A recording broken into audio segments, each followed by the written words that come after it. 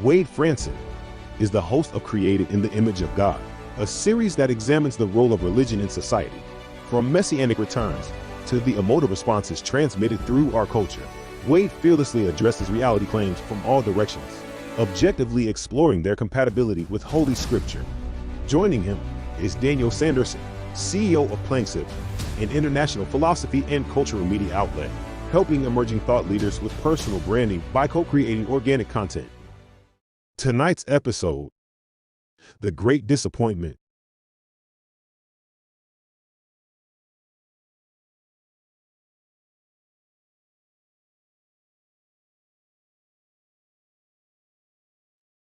And we're live. Thank you, everybody, for joining us. I'm going to be talking about and introducing a really special guest for tonight's show. His name is Jay Tyson, and he is by far not the Great Disappointment, if everybody's tuning in to hear what that catchy title is all about. To get our bearing, let's just talk a little bit about Jay Tyson and his background. So Jay Tyson grew up just outside of Detroit, Michigan, and he graduated from Princeton University. Shortly thereafter, he married Eileen. And so I'm sure we'll ask about Eileen and hear a few nice stories. They moved to Liberia in West Africa. They stayed there for 4 years, and Jay worked on various different construction projects. There's a lot of background that has to do with some religious activities, but I think now is about the appropriate time to bring Jay into the studio. And we're going to go through this normal type of thing where we ask Jay about his upbringing and how religion influenced his formative years and how he got to where he is now. So Jay, why don't you come on into the stage and we'll introduce you to the audience. There he is. All right. Well, thank you How are very you much. doing, Jay? I'm fine, thank you. Yeah, as far as my background, I grew up, our family was a member of the Presbyterian Church in Birmingham, Michigan, and we were regular attendees. So as a child, I heard all the stories from the Old Testament, stories, of course, about Noah and Abraham and Moses, and then, of course, the stories about Jesus from the New Testament. And even as a young child, I wondered why it was that God spoke to mankind through these messengers. It seemed like on a regular basis, but now it had been 2,000 years, or almost 2,000 years. We had not heard from him, so I was always kind of wondering about why that was and whether we shouldn't expect something. Now, my particular church was not very strong on the issues of the return of Christ. They kind of felt that when we died, that's when we returned to Christ. And so there wasn't much emphasis on the prophetic aspects of the New Testament. But I always had a curiosity. And actually, I was a member of the youth group in our church when our minister felt that we should know about other religions. And so that's when I started to, a little exploration of some of the other religions. And that led me to where I am today, I guess I can say. And long story short, I wound up heading out from the Birmingham, Bloomfield area in order to go to college at Princeton. And directly after college, as you mentioned, went to do construction work in West Africa, then some years in historic restoration in Haifa, Israel, and then back to the U.S. for raising our 2 daughters. Interesting. So I'm not going to delve into it too much, but I'd like you to give a bit of a hint about what the Great Disappointment is. Just a hint, because we're gonna pull Wade into the conversation. So, like, let's build some tension about what this disappointment is all about. This Great Disappointment. All right. Well, there were expectations in the early 1800s that Christ would return. And there are several reasons, several references in the Bible that seem to have been fulfilled. They seem to provide indications that Christ would return. And in particular, one fellow who was not himself a trained minister, but had a strong interest in religion, he started to investigate the Bible for himself. And he followed Jesus's instruction. In Matthew 24, when the disciples ask, "When are you going to return?" one of the things that Jesus says is, refer to the prophecies of Daniel. So William Miller did that, and he went back to a particular pair of prophecies that seemed to be speaking of the further future. One of them refers to the cutting off of the Messiah, suggesting the death of the Messiah, and he predicted the number of years between an event in his lifetime and the crucifixion of Jesus, and that was perfectly accurate. And the second prophecy spoke of 2,300 years. And if you're starting at the same place as the first prophecy and coming forward 2,300 years, that brings you exactly to the year 1844. So because of that, he explained this. It was fairly clear to everybody. Seemed perfectly logical. The prophecy was exactly right concerning the crucifixion of Jesus. And so naturally, one would expect that the prophecy about the 2,300 years would also be perfectly correct. Yet they were expecting Christ to return from the sky, and they focused on a particular day. When that day came and went, and there was no visible Christ descending from the skies, it became known as the Great Disappointment. And it was a great disappointment because so many people, he had like 500,000 interested followers. And in the early or mid 1800s, that was a pretty sizable amount in America. Some of them were so certain that Christ would return that they hadn't bothered to plant crops because there was no need to, harvest crops next year because there was not going to be a next year, or they were all going to be in heaven next year. Many of them had sold all the things that they owned. So it was really a very bitter disappointment to all those people who had this great expectation. I chuckled to myself because that's quite the hint. No, but that's okay. It's all right. It's good. That's good. So like I'm a non-academic philosopher, and I want to kind of throw a curveball at you. This idea of years in terms of timeline for the return of Christ, is it possible, and would it still be viewed as accurate if the equivocation of years was just different than our calendar years? Like, we ultimately wouldn't know that, right? So the idea I had the other day was, if there's a natural progression of man that somehow gets contaminated with technology, things are sped up quite dramatically. So maybe could you imagine that the time scale for years were actually condensed and skewed somehow, so the prophetic 1 year doesn't quite equal 1 year kind of thing? Or am I completely off basis? Or how would the church or religion handle that kind of a discrepancy? Well, that's an interesting question. One of the things I discovered in my research was that the angel Gabriel is mentioned only 4 times in the Bible, twice in the New Testament, twice in the Old Testament. The 2 times in the New Testament have to do with the prediction to Zechariah that his son John, who became John the Baptist, would be born. Angel Gabriel was perfectly accurate in that regard. His prediction that to Mary that Jesus would be born, his prediction was perfectly accurate in that regard. The other 2 times that Gabriel is mentioned are both in the book of Daniel, and they have to do with these 2 prophecies. The one prophecy about it's termed 70 weeks. These are known as, again, according to standard biblical interpretation, a divine day is actually a year in man's counting. So 70 weeks, 490 days is equivalent to 490 years in human terminology. And that was perfectly accurate. That was, I mean, from the time, and he specifies this particular time that this prophecy began.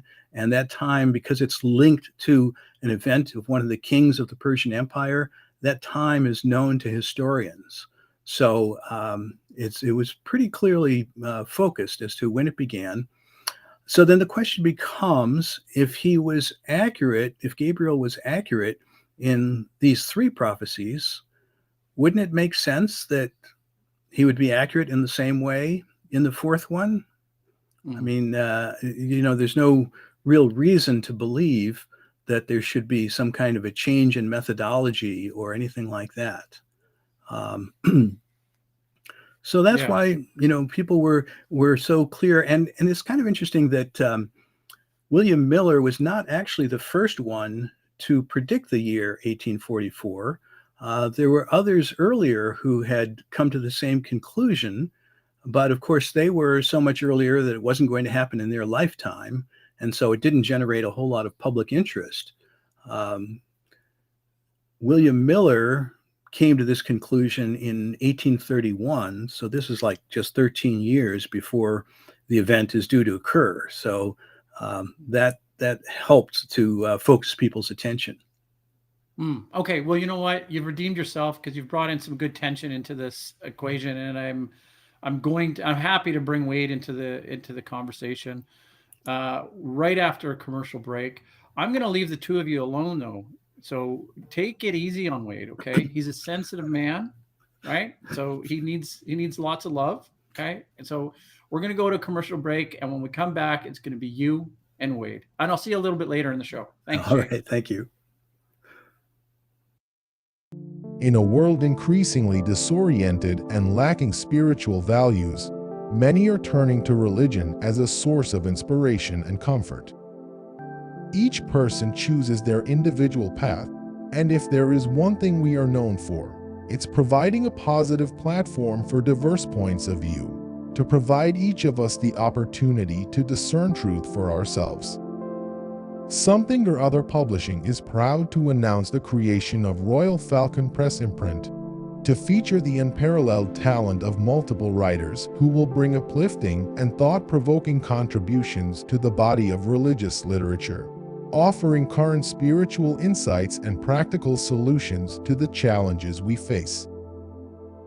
Let's grow together as one of the most substantial spiritual communities on the internet. Register and explore a new way to achieve universal wisdom and reinforce your faith with all the surprises Royal Falcon Press has in store for you.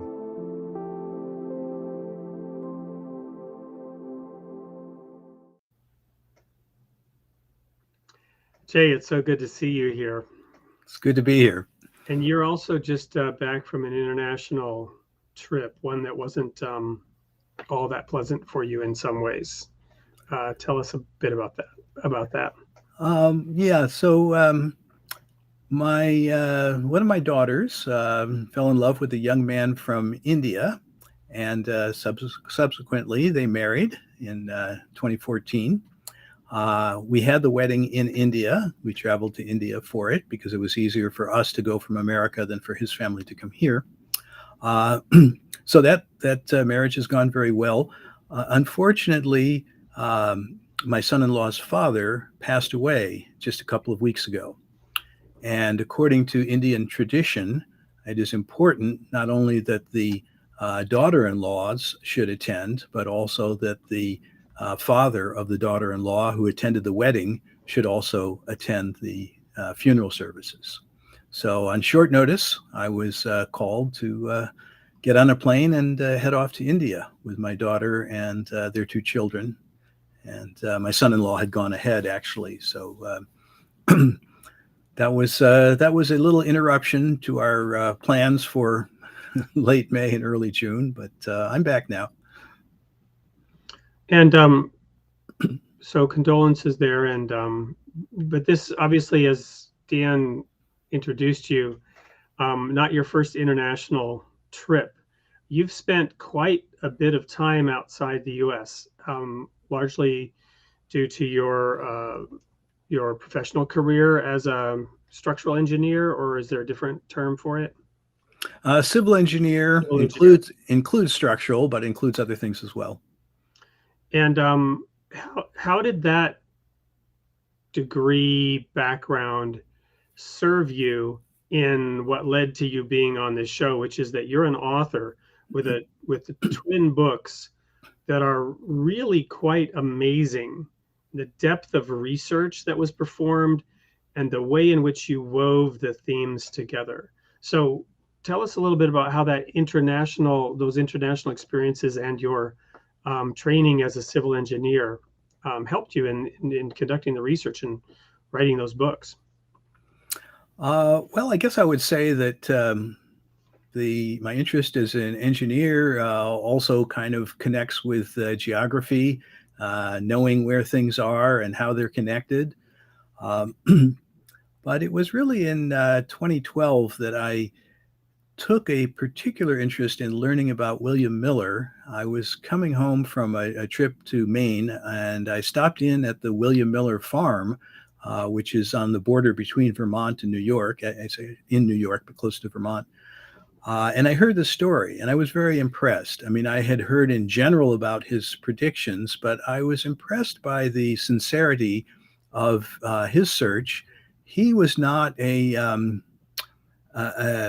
self-promoter by any means. In fact, even though he had come to these conclusions about when Christ should return, he did not at first want to publicize it at all.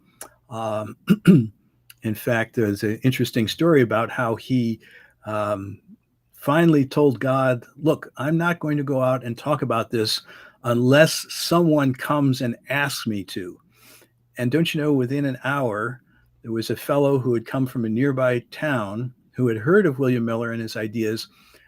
His church minister was ill or was out of town or something, and they needed a replacement minister for that weekend. So they asked him to come and preach, and he kicked himself. He said, I had told God that I wouldn't do anything unless someone came and asked me. And don't you know, within an hour, somebody did. Yeah. So he was kind of dragged into this and somewhat kicking and screaming, you might say. And that's not a typical self-promoter who's trying to advance his own positions or his own fame or anything like that. So I was very impressed by that story. But I also knew that other religions in other parts of the world were expecting the fulfillment of their prophecies, of their promised one coming at the same time, generally around the same period.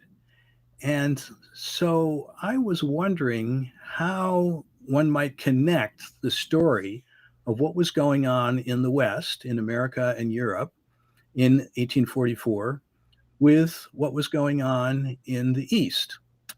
And before you go there, let's take a step back and talk about the buildup in the U.S. Because we had the first Great Awakening, the Second Great Awakening, I think they were called, in the early 1800s, and then, or even as early as the 1730s and 40s, right? Yes. And then, so tell us a little bit about that backdrop, right? The coming out of the Enlightenment, most people know that religion began to recede, right? As biblical scholars, even biblical scholars, but also others began to question religious dogma and began to see that religious dogma had contributed to the Dark Ages. And now the Enlightenment was happening and people were awakening through science and whatnot, and religion was taking a back seat. But there were also those who, through the Enlightenment, began to experience an increase in religious fervor and an interest in studying more deeply and taking a fresh look at those scriptures. Tell us a little bit about that sort of backdrop to William Miller appearing then in the early 1800s. Yeah, so the First Great Awakening was focused primarily on the idea that each person was responsible for their own spiritual progress. Prior to that, certainly as a member of Catholic Church, it was the priests that were responsible. All that a person had to do was go take communion and listen to the mass. But people began to think more and more that they have to be responsible for their own spiritual progress. Part of this was that books were now available. The Bible was now available, ever since Gutenberg had made it possible to mass print copies of the Bible and other religious literature. So that was the first Great Awakening. That kind of subsided in the late 1700s. Deism was common in that place, the idea that God kind of started the universe and just let it go from there.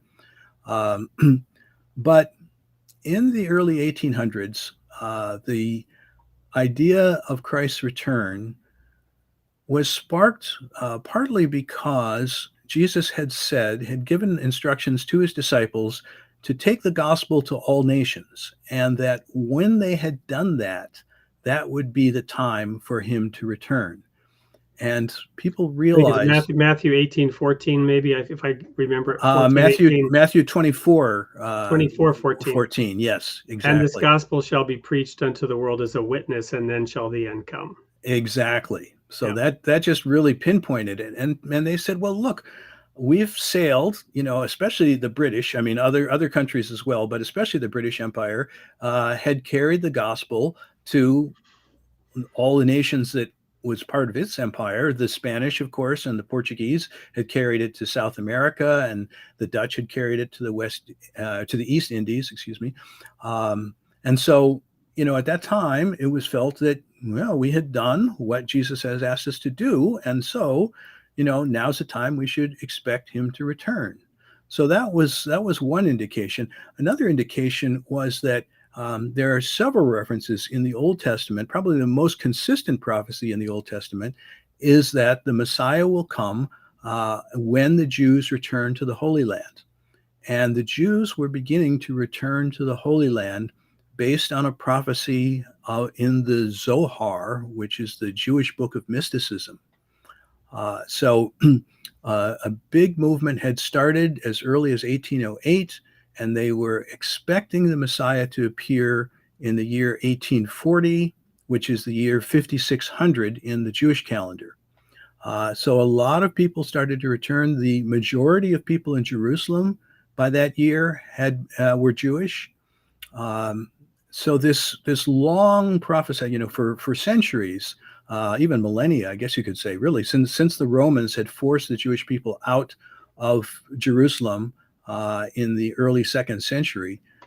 Well, and this brings up the concept of the times of the Gentiles, right? Jerusalem will be trodden underfoot by non-Jewish elements, and then there are ways to distinguish between some of these prophetic timelines, but they all point to, let's say, 1840-ish time frames, and there's some give and take there. But William Miller's prophecies were very precise. His first prediction, from my recollection, after he was forced by others to put a date, he staunchly refused to put a date to this. To exact day of the year. That's true. Yes. Yeah. When he then was asked to do it, his first one was, I believe, May 21st or March. Was it March 21st or May 21st? March 21st. March 21st, 1843.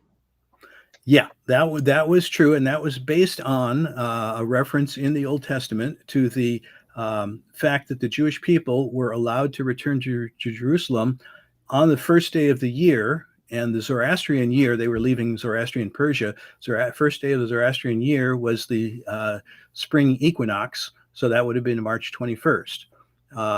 So that was the first feeling. And he said March 21st, 1843, or it could be March 21st, 1844, because he recognized that there was a little bit of a problem with the year zero when you do the counting. As I think we all know, Roman numerals did not have a zero in them. Right. So, interestingly, who brought us the year zero? Where did that come from?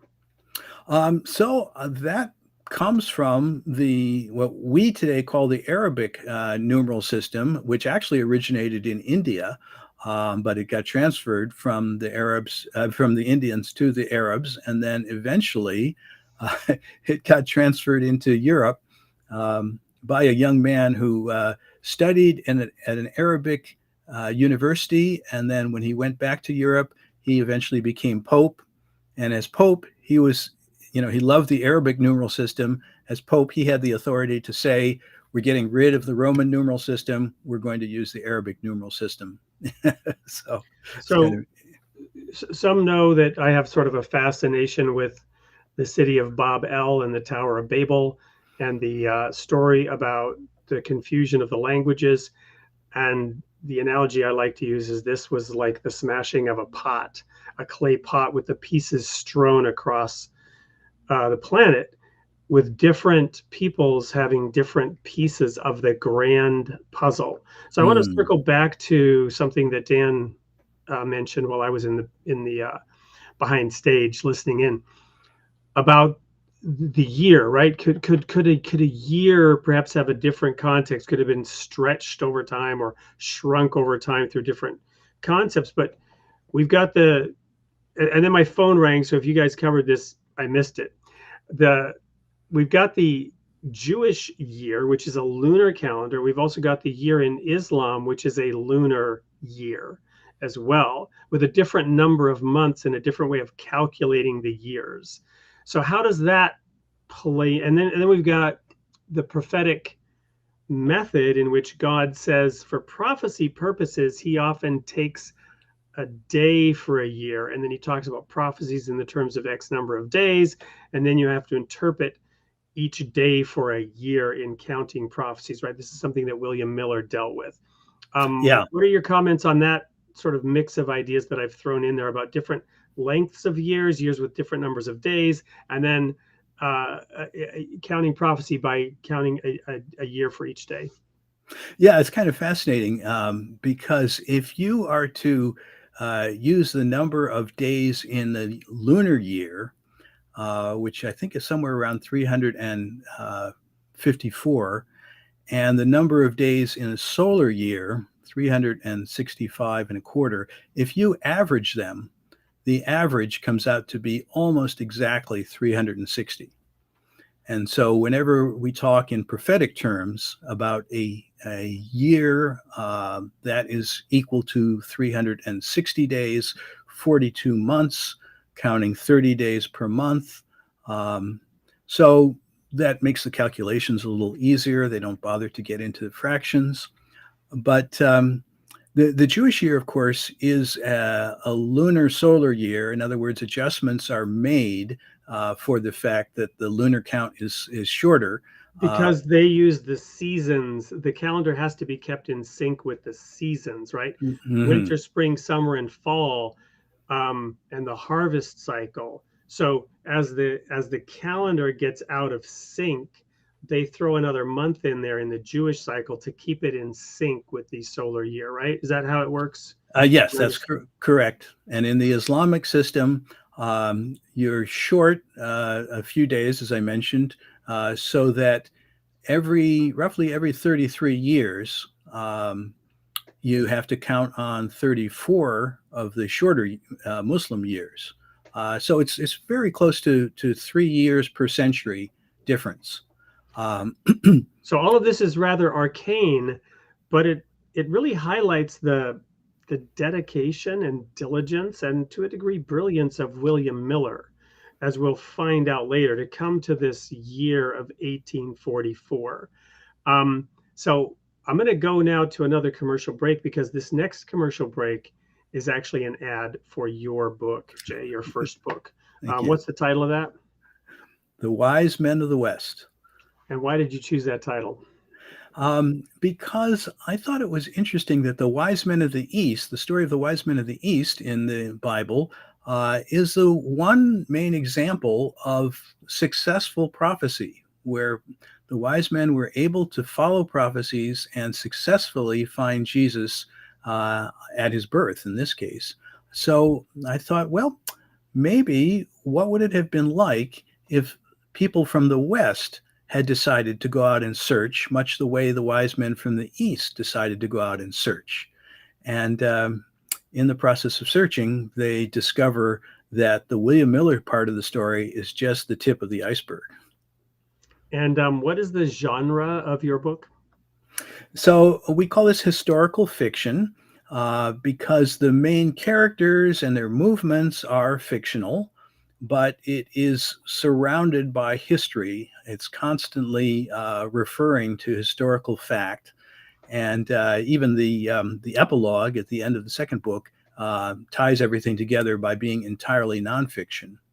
But sometimes I say it's like like the movie Titanic. You know, the story of Jack and Rose was fictional, but they were surrounded by all kinds of historic, real things that happened. So it gives you an opportunity to see not just, you know, kind of the picture from above, but what it was actually like to be there in the middle of the situation. So that's why I I'm enjoy that. laughing now because I live on the very edge of Dane County. I'm still within Dane County after moving last year.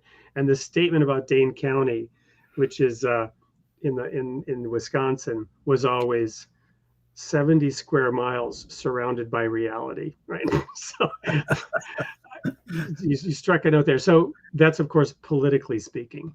However, we're going to now play an ad for your book. And I see we have, you know, quite a few in the audience here. No one's chatting yet. They're probably all in awe of your mastery of history and the tension that Dan, you know, began to build in the audience. And we're going to have some reveals here coming up. But the first reveal is that this ad that we're playing of your book is also the giveaway for today. So you folks in the audience, you know, get in there, provide your questions, provide your comments, because we're going to be giving a copy of Jay's book away to the person whose comment Jay finds the most intriguing, entertaining, valuable, thought-provoking, or whatever. He's going to get to choose. And what you're going to get is the book that we're about to advertise with this next clip.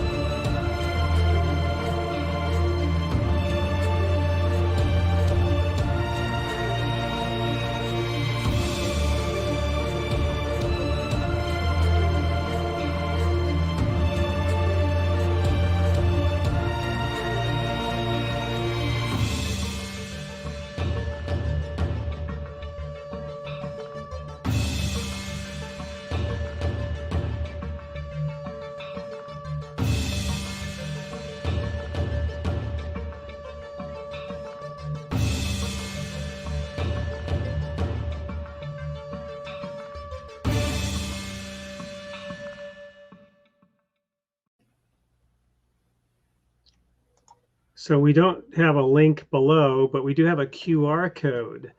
And that QR code is something you can hold up with your phone, and you can just order it that way. We hope you will order it. And I've been instructed to place the link in the chat so that people can order the book from the chat as well. So I'm going to be multitasking here in a moment to do that, but I'm going to leave that QR code up for a moment.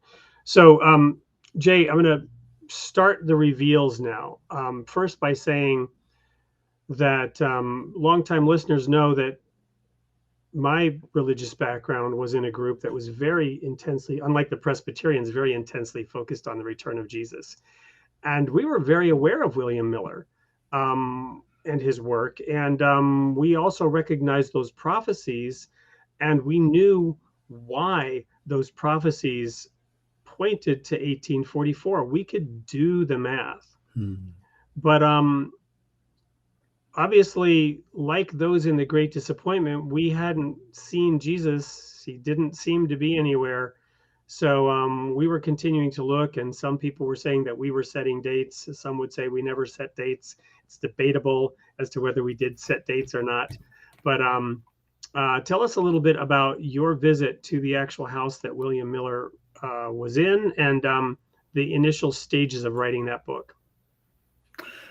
Yeah, so as I said, I stopped by there just to kind of see in person what I had read about. And I got a wonderful explanation of William Miller's history. And I was so impressed by the fact that he was not a big self-promoter. He kind of got dragged into this kicking and screaming, as I mentioned earlier.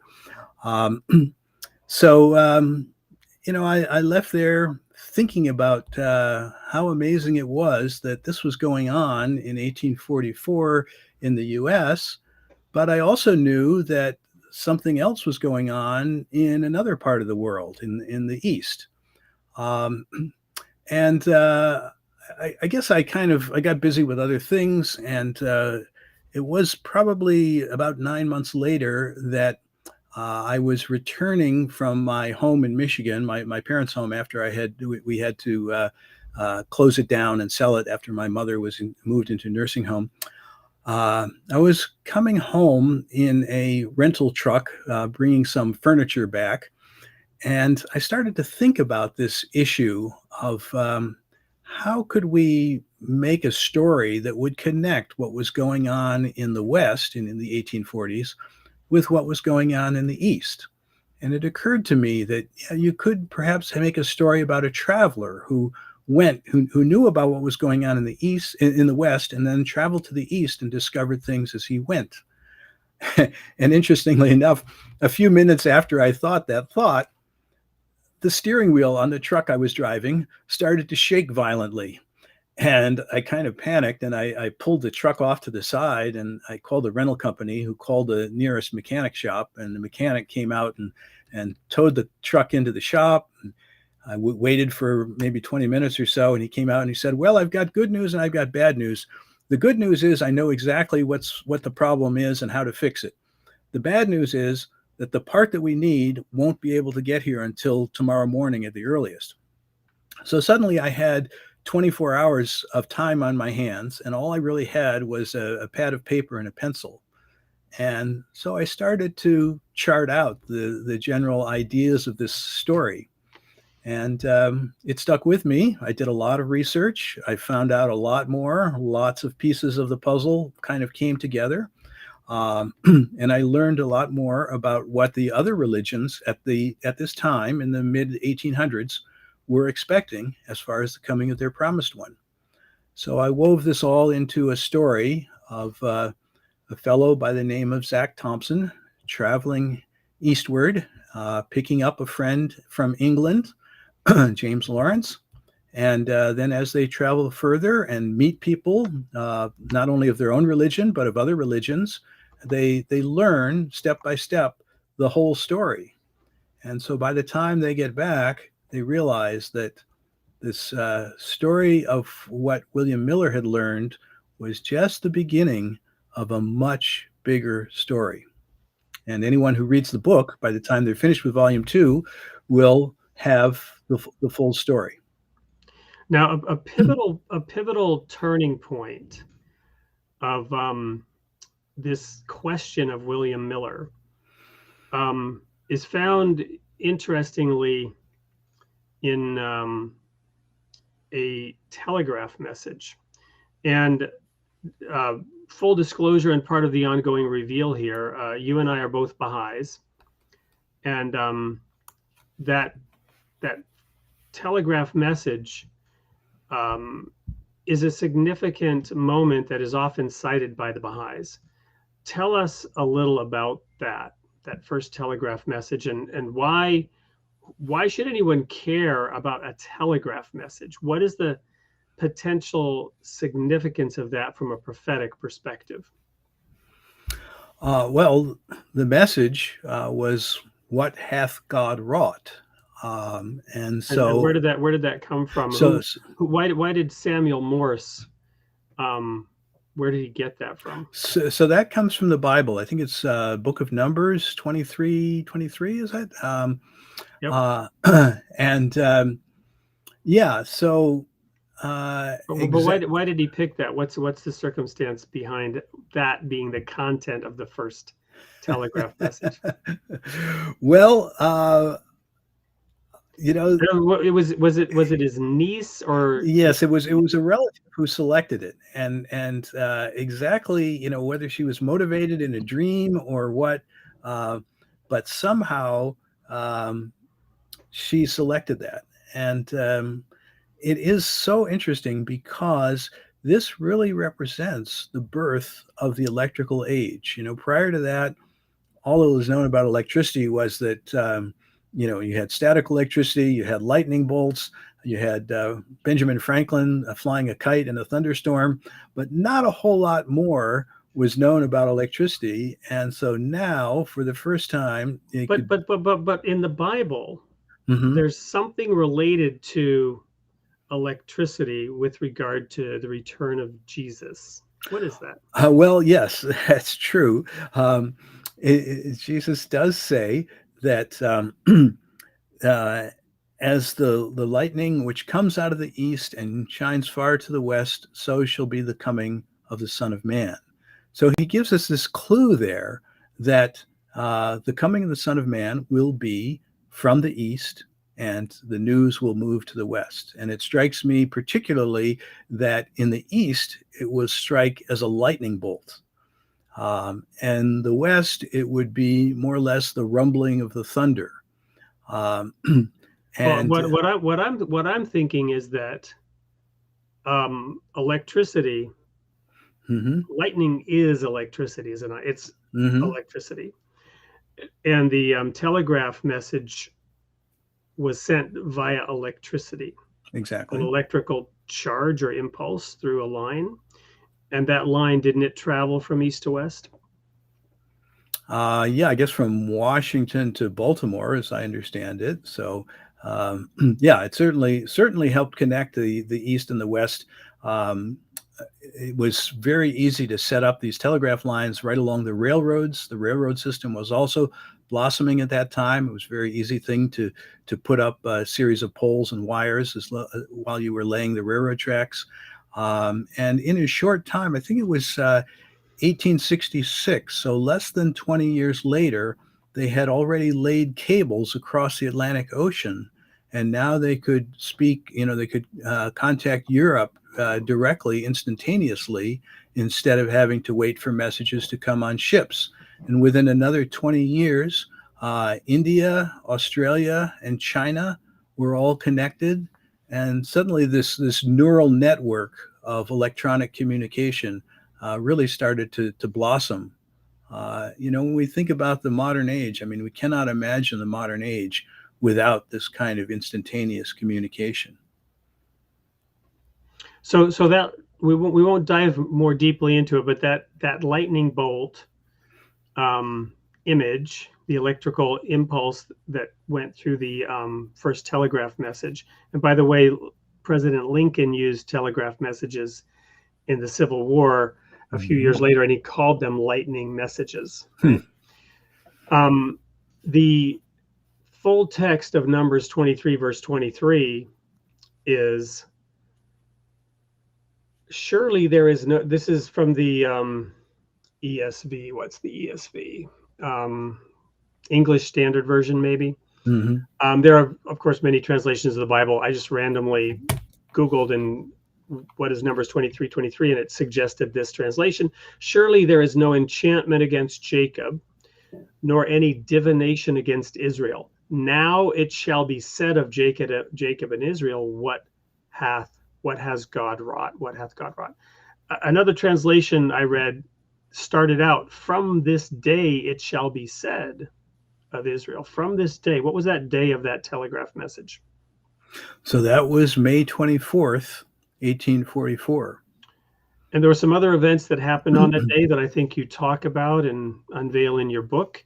In this case, I want to highlight a perspective that this was the end of the times of the Gentiles. In 1844, the Ottoman Empire was issuing edicts called the Edicts of Toleration. I think they started in 1843 and 1844, encouraging further Jewish settlement, allowing land ownership. These things were happening.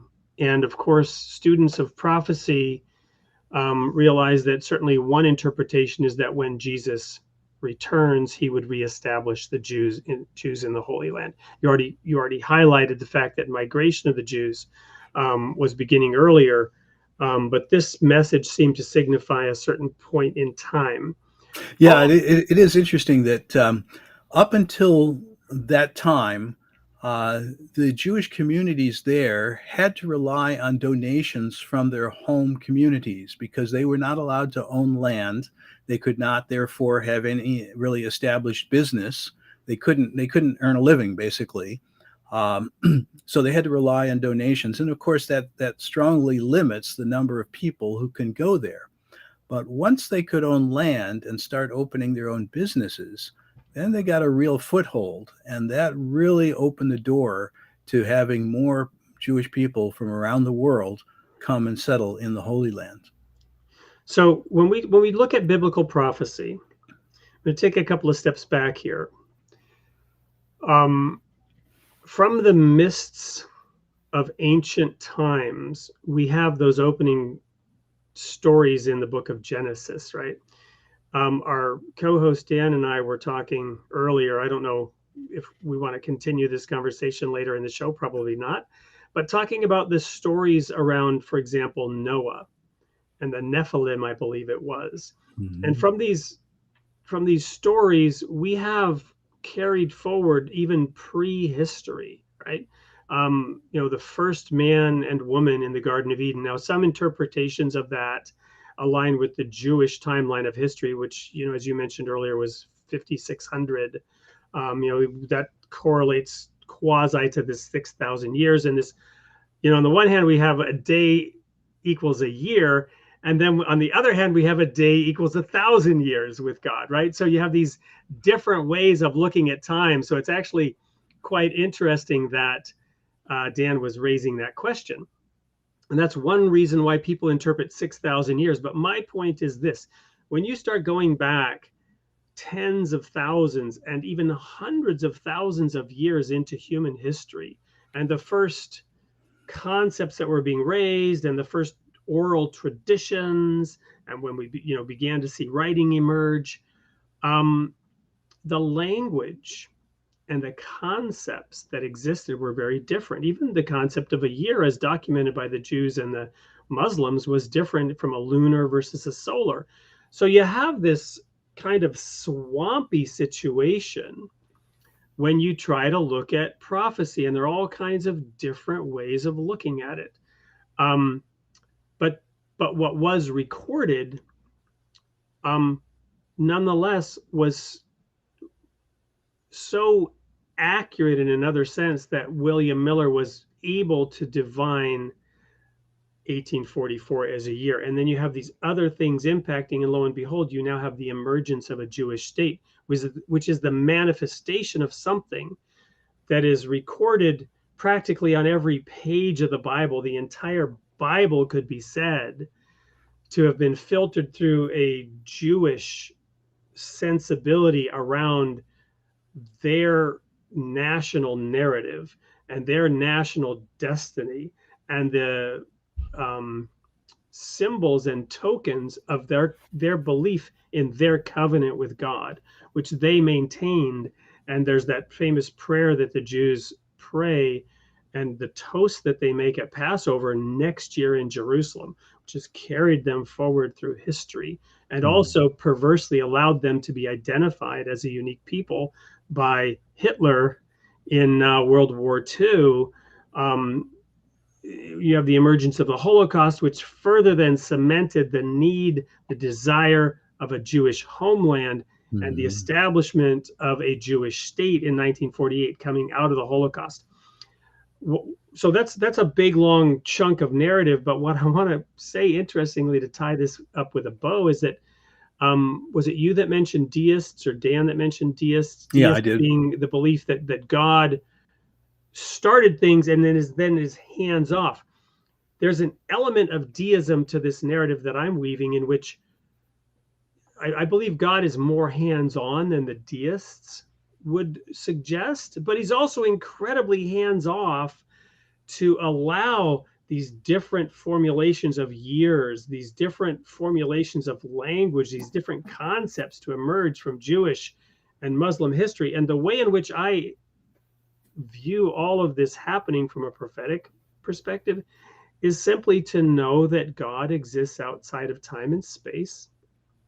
Therefore, he knows all of human history. I mean, Einstein, sort of popularized this concept of space-time and the idea that you could exist outside it if you were a divine being or outside the universe, you could see all of space-time, forwards, backwards, upside down. So this divine being knew all this, and he introduced these ideas into the thinking of humankind at key points in history, but in the language and concepts available to them at that time. So prophecy is simply history written in advance, but you don't take a 20th century history book and transport it back in time and deliver it to Cro-Magnon, right? You have to deliver the inklings of that future prophetic outcome in the concepts of the people of that time. And that's why other people posit aliens having done that, because they can see the kind of logic in that. You think of 2001: A Space Odyssey, right? And the initial scene of the obelisk and the chimpanzees and whatnot.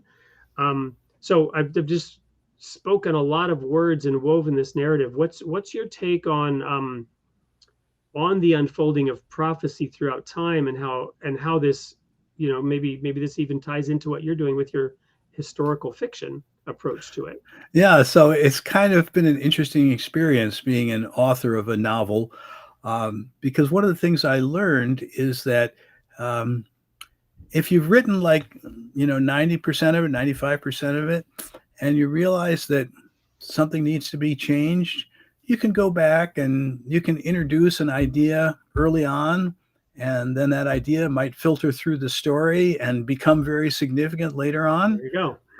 And a good writing class will always say, look, if you describe the room in the opening scene and there's a gun above the mantelpiece, you better darn well be sure that gun gets used before the story is over.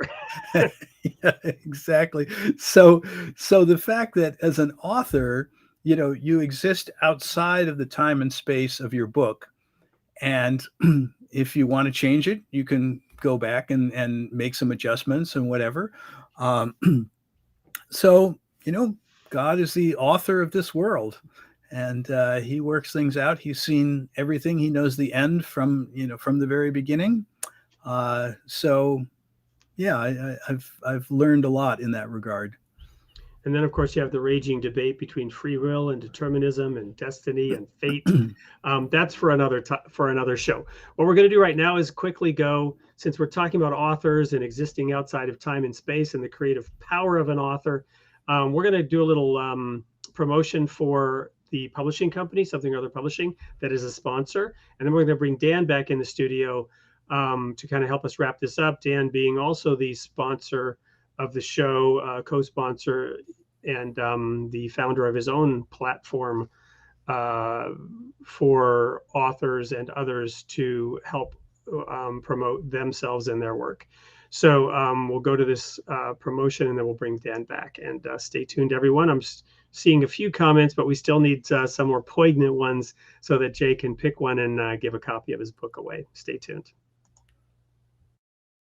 And welcome to Something or Other Publishing, or as our friends like to call us, Soup.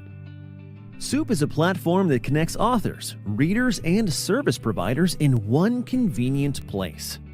Choose Soup if you're an author with a great book idea and you're looking for a publisher offering hands-on coaching in some of the best royalties in the business.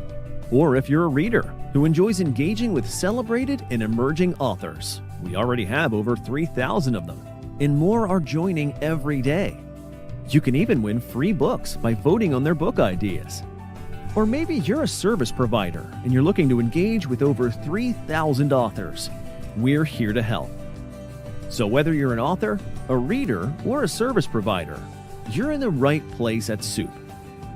Contact us at help@soupllc.com to learn more.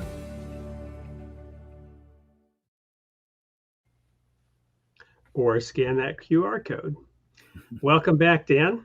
What have you been pondering as you listen to us talk about biblical prophecy from your vantage point back behind the studio? Well, I like to take more of an infant approach to it, as I mentioned today, and it's actually I beg of you guys to almost allow me to be a child in that sort of sense, because I've I've recently come to the conclusion that I'm a secular believer. And as you start to ponder that word weld of secular and believer, um, you can kind of think of the word believer in a couple different I felt ways, right? Is he a believer, or what does it mean? What does it mean? What is the nature of the belief that he's actually referring to? And so I think Wade and I have talked enough to know that I try and reconcile it from a beauty standpoint and from a metaphorical standpoint. So sometimes when you guys fly at a frequency that I can't do the metaphorical. I can't. My brain can't do it quite as fast as you guys are kind of laying down the tracks. And instead of being critical about it, I try and think, okay, we have two grown men, really intelligent men here, um, that didn't get to that point in their life without some serious thinking and contemplation. So I trust and I believe that you guys are heartfelt and really truly believe what you guys are talking about. So I want to be enlightened and understand all the nuances of that beautiful vignette that you guys are explaining and feeling, right? And so probably the best place to start on that is um, like the inspiration. What's something that's inspired both of you, or maybe because it's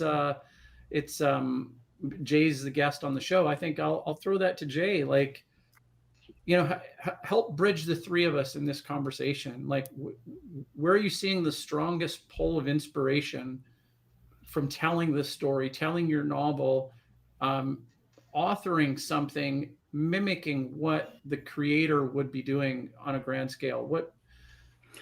Tell me about the inspiration and the wisdom that you derive. That's what I'm really interested in. Yeah, I think I can answer that and also address Fouad's most recent comment about could these potential prophecies just be luck? I think one of the strongest evidences has to do with prophecy that references that you find both in the book of Daniel and in the book of Revelation to the number 1260. 1260, whether it's years or sometimes referred to as 42 months, sometimes referred to as a times and the dividing of times, that is 3.5 years. It's a fascinating number. It's prophetic days, right? Yeah, it's the only one that appears both in the Old Testament and the New Testament. Okay. And so a lot of people have speculated as to how it fits in to modern day prophetic fulfillment.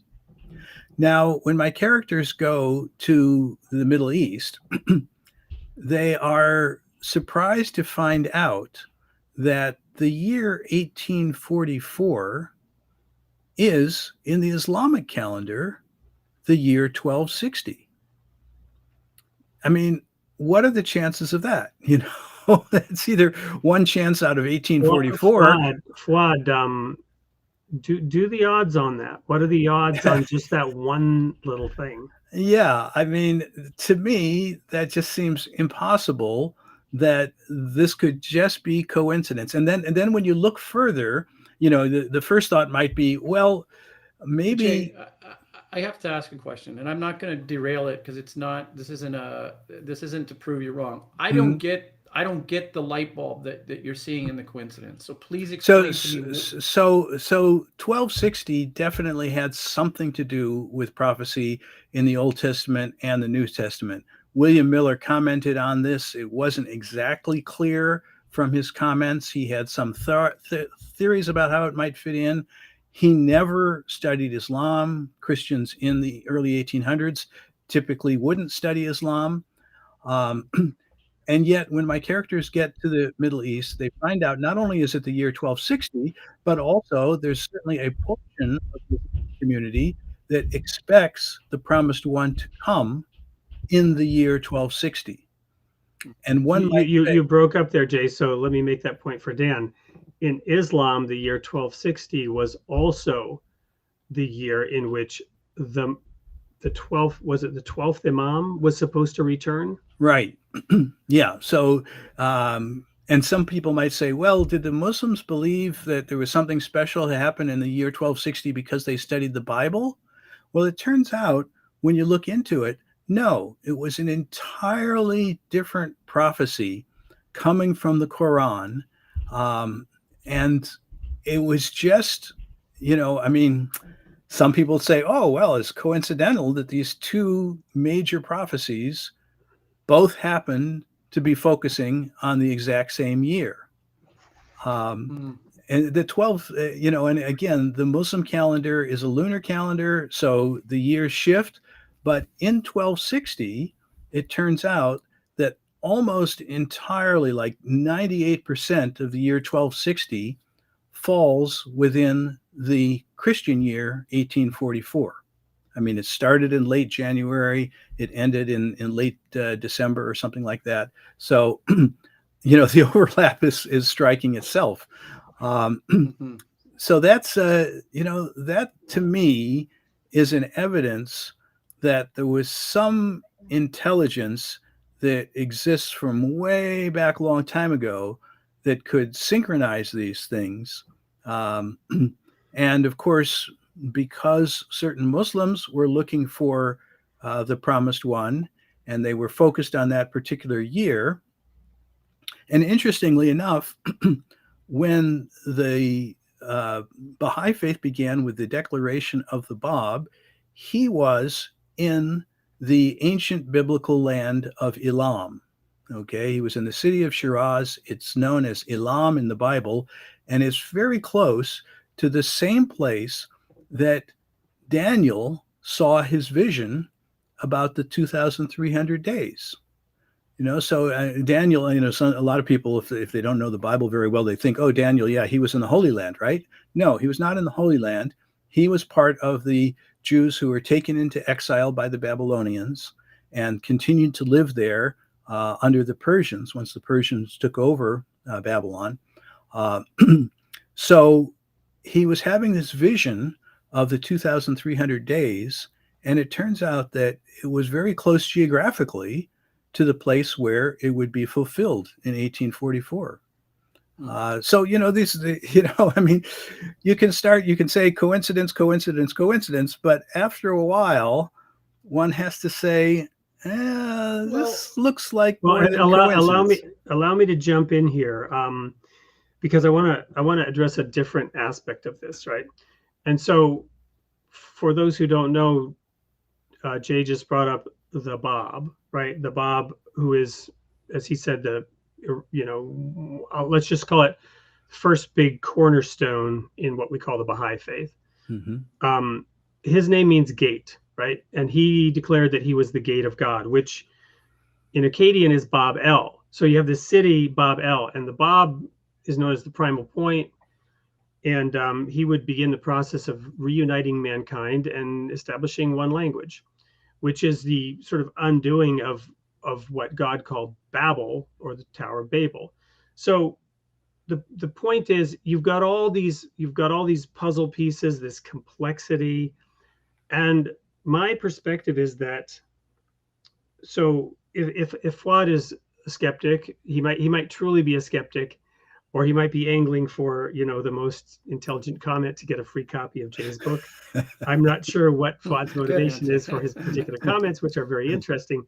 But my point is, for truly the skeptic, God will not allow himself to be found by the doubters.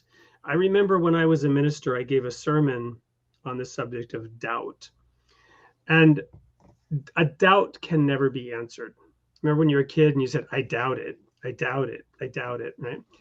A doubt cannot be answered. So the thing for those who really are seeking is to turn your doubt into a question and then seek that answer. Of course, this isn't sufficient at all for the skeptic or for the doubter. To say that, well, God will not allow himself to be found by those who doubt that he is, right? But I would point to Hebrews chapter 11, in which faith is the evidence of things not seen. and the substance of things hoped for. So and then it says, he that would come to God must believe that he is, and that he is a rewarder of those who diligently seek him. So God says, in order for you to find me, you must first believe in me, and you must believe that I'm good. If you don't believe that I'm good, and you don't believe that I exist, I will allow you to continue in that. God, this is in my view, the generosity and the mercifulness of God. Because if God revealed himself fully, as it says so repeatedly in the Bible, we would cease to exist, right? We couldn't remotely continue to stand in that presence. So God wants us to have free will. We talked about that earlier. I said for another show. We are intended to have free will. We are intended to be able to choose to believe in God or choose to deny that he exists. And we have to be given that freedom. Therefore, God cannot impose himself upon us. He cannot impose himself on the doubter by having the doubter painted into a corner and absolutely remove all ability to doubt. To be exposed to that kind of power and force, we would cease to exist. So we're given that space, we're given that freedom. That's my take on it. Yeah, if I could just add, I think of life as an individual and life as humanity, and our free will as kind of like a guy in a canoe or a kayak who's going down a river. Okay, as you go down the river, you can choose whether you're going to go through the rapids or whether you're going to go through calmer areas, whether you're going to bounce off of rocks or not. There's a certain amount of choice. However, there are also the rocks at the bottom of the river and along the sides. And so there are some things that don't give. We don't have the option of pushing the rocks aside. But we do have a certain amount of options, and they can affect whether we go through life in a difficult way or a less difficult way. The School of Hard Rocks. Yeah, the School of Hard Rocks. There you go. Here's one for you, Dan, from our friend Fuad, who's definitely going to be hard to beat in terms of getting that free book. Okay, this is a Greek concept. If you view God in all his glory, you would die. There's a Greek recognize concept. That being a resident Greek scholar. There's a Greek concept. Well, now in all his glory, you would die. In the Baha'i faith, there is a concept that if you viewed, and I don't know if it's God, it's like all of the next world, you would kill yourself in order to get there, because it's so glorious. But since we have a purpose in this world, and killing ourselves, shortening our lives in order to get to the next world more quickly, does not achieve that purpose. So we have a certain veil pulled over us, and we don't see the next world in all its glory. But why would you want to be here in this mess? Right? Exactly. Here's another great comment from Extended Clips, although I think we gave him a book last week or promised him one. This is a Baha'i perspective not recognized by the majority Sunni Orthodox faction. This is absolutely correct, but it's not a Baha'i perspective, right? It comes from Shia Islam. So it's a Shia perspective that the Baha'is are aware of. Is that correct? Yeah, and I should mention, though, that the Sunnis at that time had a general expectation that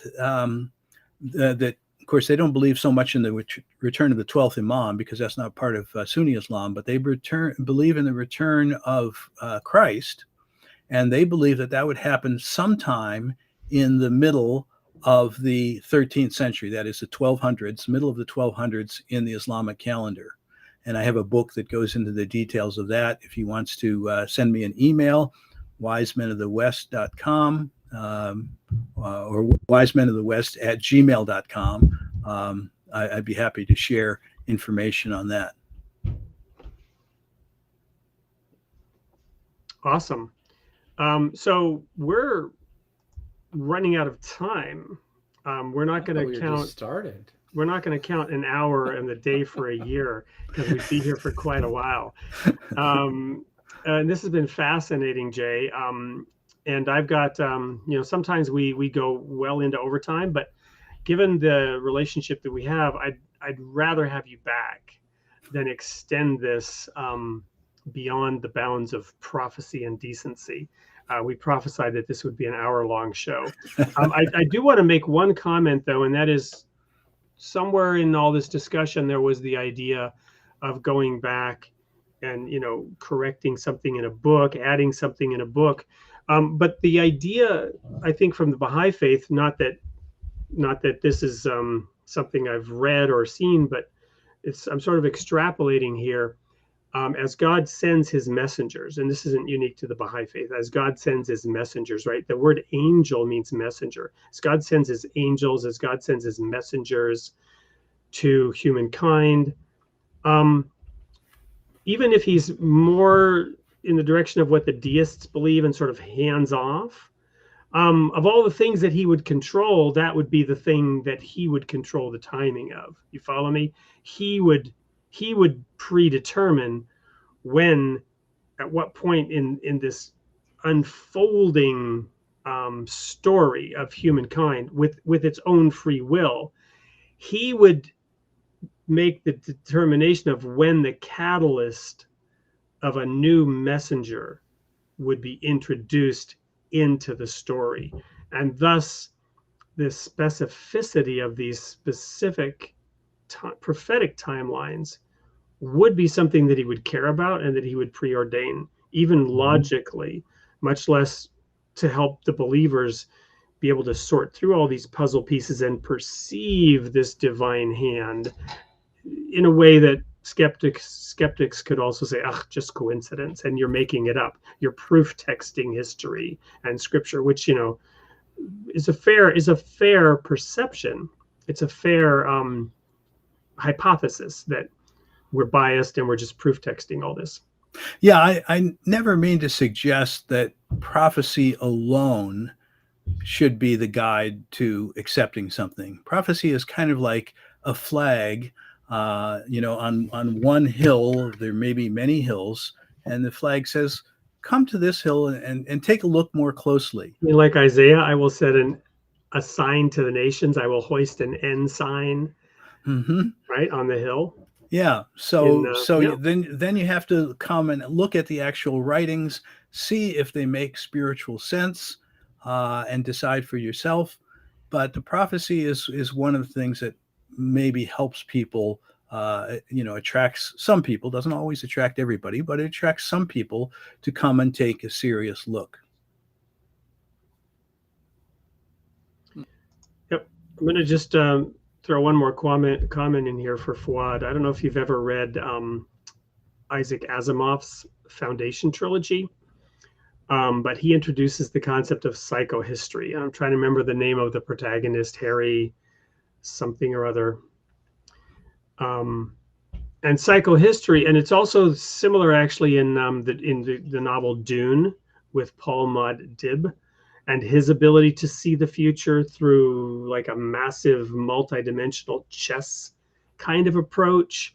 But with Isaac Asimov's, he develops this concept of psychohistory in which, with enough data, you can in fact predict the future. But again, all of that goes out the window when I simply describe God as a being that exists outside of time and space, and therefore he's merely commenting on what choices man made, and then introducing assistance on that journey in the form of messengers. And in addition, the free will of an individual. And you can, Jay, you might comment on this. Maybe you know more about chemistry than I do, but there's like certain catalysts that then cause and trigger a chemical reaction, and then everything behaves a certain way. Human beings in aggregate and in large groups, are similar, and this is what Asimov was getting at with psychohistory, right? you can predict the movement of masses. Karl Marx predicted certain things, right? And Chairman Mao predicted and also controlled certain things with the control of the flow of information. But my point is that an individual can still have free will, even if he's caught in a swelling maelstrom of human activity. Thus, from a prophetic perspective, my analogy that helps me understand this is, if you were in Nazi Germany, you would not have been able to topple Hitler, but you might have been able to save a Jew. Mm-hmm. And maybe that's all that matters in terms of your personal free will. Mm-hmm. And, we never know when something bad happens. Maybe it has something good in the end is going to come out of it. That's one theme that I've seen over and over again. A lot of the most challenging things that happen in a person's life, especially in their young life, turn out to be very beneficial in their the older part of their life as they resolve those difficulties. And I think Wade, you're a perfect example of that. Yeah, that little kidnapping thing. And yeah. Anyway, we're gonna end with one quick ad and then invite everyone to come back for closing comments. And Jay, be thinking about who you want to give your book to. This next and final ad is an invitation to participate in an anthology. Jay's an author with Something or Other Publishing. This is an invitation to a variety of authors to contribute to this anthology. And there's a little error I noticed in this ad where it says it's by me. It's not by me, it's curated by me. I'll be the curator of this anthology, but your contributions to this anthology are more than welcome. They are being solicited with this ad. Take a look. The concept of heaven and hell has been a central idea throughout human thought and cultural history. From ancient civilizations to modern religions, people have explored the nature of the afterlife and the potential consequences of their actions during their lifetime. Royal Falcon Press Imprint presents a new project seeking diverse perspectives on the fundamental human theme of heaven and hell. Our goal is to create an anthology that provides readers with a rich and nuanced exploration of heaven and hell throughout human history, inviting writers to draw from a wide range of sources and authors, including religious texts such as the Bible and the Quran, philosophical treatises like Plato's Republic, and modern works like Neil Gaiman's The Sandman series, or Michelle Baum's The 5 People You Meet in Heaven. Scan the QR code to submit your contribution to Heaven and Hell by Wade Franson at soupllc.com.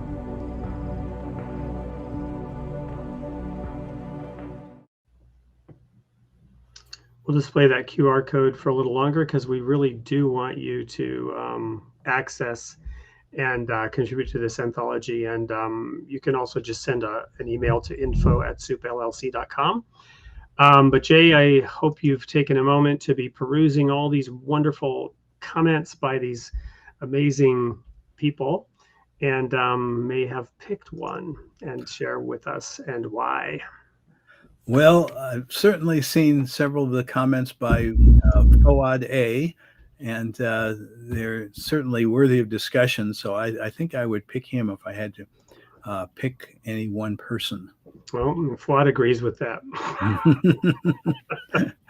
All right, Fawad, I think you know how to contact us. It's good to see you. Hadn't seen you in a while, but I'm really happy to see you tonight. And certainly your comments and input were very helpful to the show.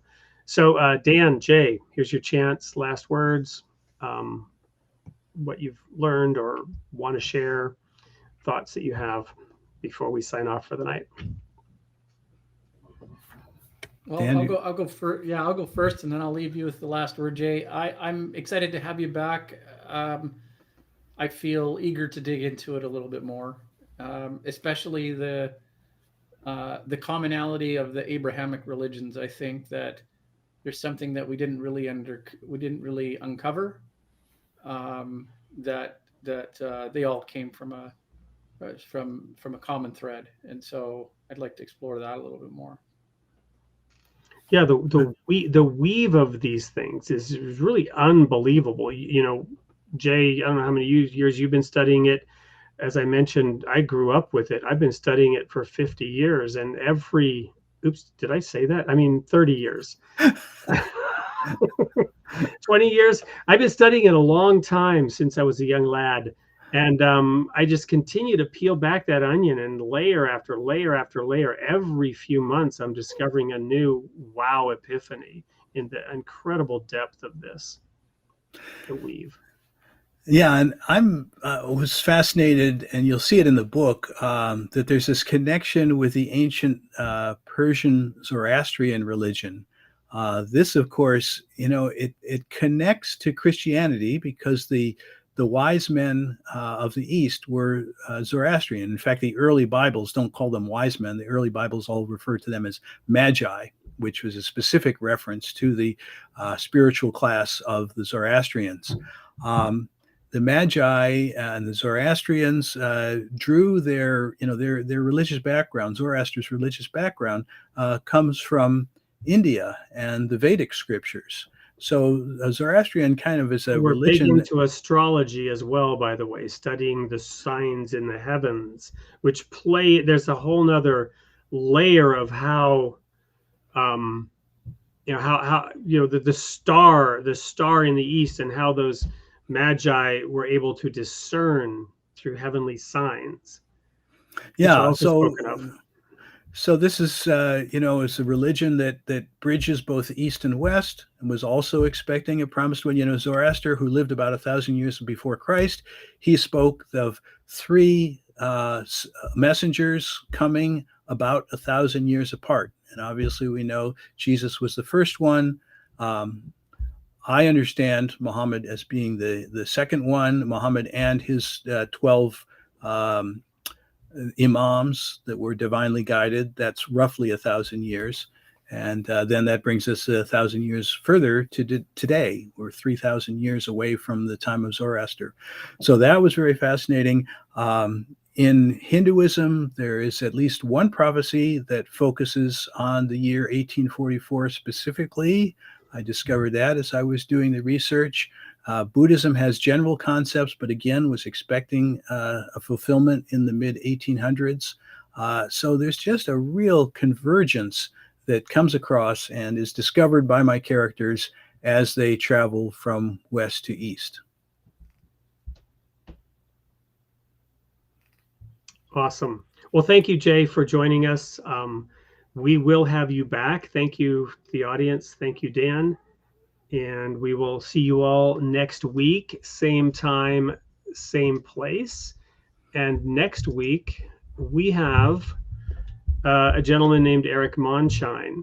Interestingly, Eric Monshine is another published author with Something or Other Publishing. And there's a connection between Jay and Something or Other Publishing through Eric, which we'll probably talk about next week in the interest of time rather than this week.